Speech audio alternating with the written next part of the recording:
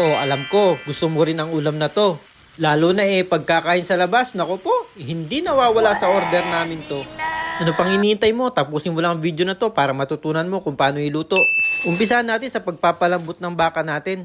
Hugasan muna natin ng 3 beses yan.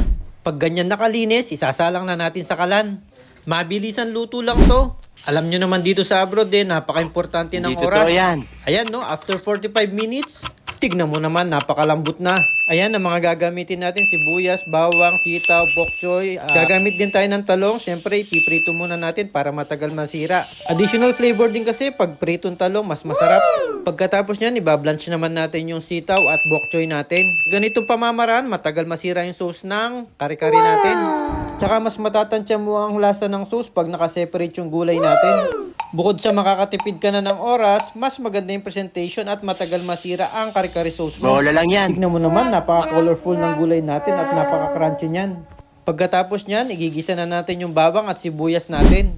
Pag light brown na yung bawang natin, ilalagay na natin yung sibuyas. Maglalagay rin pala tayo ng alamang. Ganyan ako magluto ng kare-kare sauce, nilalagyan ko ng alamang para mas masarap at malinamnam. Tapos, isusunod na natin yung anato powder natin o atsuete. Once na kumapit na yung kulay ng atsuete, ilalagay naman natin yung pinagpakuluan ng baka natin at beef cubes, tsaka paminta, patis. Syempre, hindi mawawala ang peanut butter sauce natin. Bale, 3 kutsara muna pala yung nilagay natin. I-mix nyo lang hanggang madilute yung peanut butter natin. Once na matunaw na, isusunod na natin yung pinalambot natin baka para maglasa lalo. 1 kutsarang asukal lang sana ilalagay ko kaso sablay yung lasa kaya dinagdagan ko ulit. So bali 2 at saka 2 kutsarang peanut butter ulit. Totally ang nalagay natin 5 kutsarang peanut butter. Tapos maglalagay na tayo ng slurry para lumapot na yung sauce natin. Ayan o, tignan nyo nga naman. Nakakatakam na. Tapos timusan natin. Yon, okay na daw. Pag umabot ka na sa punto ng video na to, palambing lamang po, paki-comment down below kung tugasan ka para may shoutout naman kita sa susunod kong video. Tignan mo nga naman, para ka rin kumain sa labas Nakakatakam at napakalambot ng baka. Yun no, kung may natutunan ka sa video na to, paki-share lamang po at paki-follow na rin po ako. Maraming salamat po sa inyo. Ingat po kayo parate. Paalam!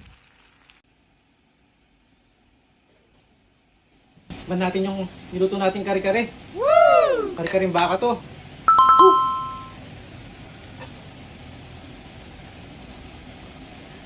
Woo! Para ka rin umorder sa kabalin Baka kung gano'ng kalambot. Sarap. Parang corned beef.